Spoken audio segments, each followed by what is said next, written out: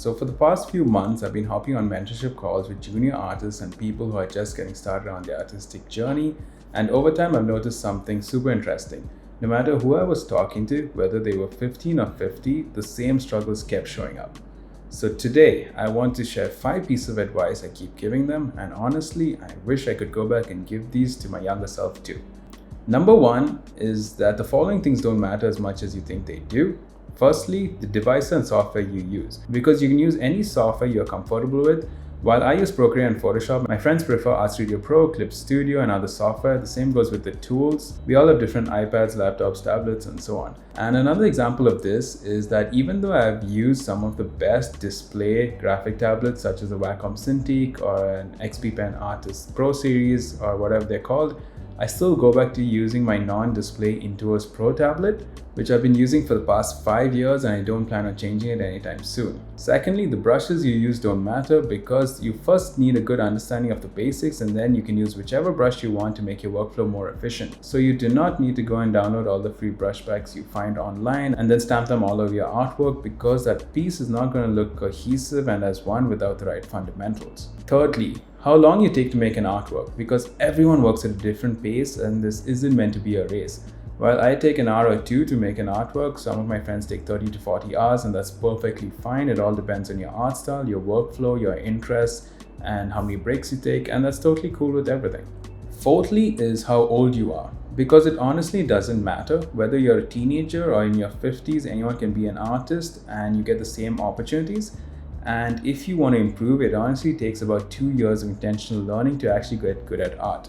So it all depends on when you can manage to get that focused learning in, and 2 years beyond that, you'll be really good. Lastly, your current art style, because it's going to change a lot over time as you keep adapting to different interests, experiences, and workflows. So you do not want to bottle yourself in right now while trying to find an art style that you want to stick with. Let it happen naturally and just focus on creating a lot of volume of art and having as much fun as possible, and it'll emerge by itself. Now, point number 2 is that learning is not linear.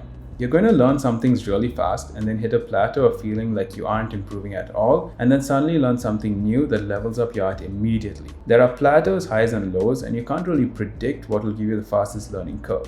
So the best thing to do is to just keep falling in love with creating art and build that volume with consistency, and that's where the magic happens. Point number 3 is that you should not try to learn everything at once. First master one thing and it'll make other things easier to get to. For example, if you get good at drawing, it'll automatically help you create better shapes, designs, help you with composition, and so on. Remember that focusing on one thing at a time is super important instead of spreading yourself thin over many challenges where you might end up burning yourself out. When I first started getting into digital art, I did this myself and I couldn't get really good at anything. So I focused first on landscapes and backgrounds. Then I started adding in characters, then stories, and that's how my art leveled up a lot. So take it one step at a time and keep leveling up your pieces slowly, and that's where you're going to see the real growth. Now, point number 4 is that you need to learn how to simplify everything. There is a big issue, which I see amidst a lot of younger artists, where they try and overcomplicate and over-detail anything. Now, this leads to you zooming in too much and detailing some areas while others are imbalanced. So keep your canvas zoomed out and only go in for the details later on. Remember that your goal is to find efficient ways to represent complicated ideas.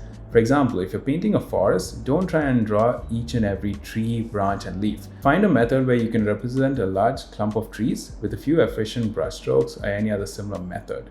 So you do not want to burn yourself and tire yourself out halfway through your artwork and then give up on it, right? Look for efficiency, and that is super fun to find out. Like, for example, this entire background that I've created for this artwork is quite random with a bunch of chaotic brushstrokes and textures, but it all comes together in the end.